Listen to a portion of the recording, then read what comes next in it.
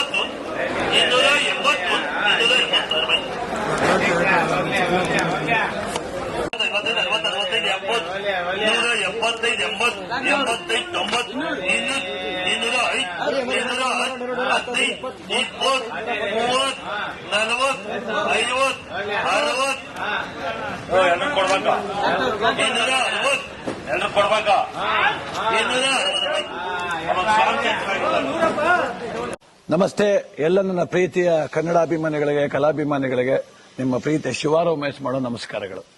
ಕೋಲಾರದ ಸಮಸ್ತ ಬಂಧುಗಳು, ಕರ್ನಾಟಕದ ಎಲ್ಲ ಕಲಾಭಿಮಾನಿಗಳು, ಕನ್ನಡಾಭಿಮಾನಿಗಳು ಈ ಐಡಿಯಾ ನ್ಯೂಸ್ ಚಾನೆಲ್ನ ಸಬ್ಸ್ಕ್ರೈಬ್ ಮಾಡಿಕೊಳ್ಳಿ, ಬೆಂಬಲಿಸಿ, ಆಶೀರ್ವದಿಸಿ, ಆನಂದಿಸಿ, ವಿವೇಚಿಸಿ, ವಿಚಾರಿಸಿ.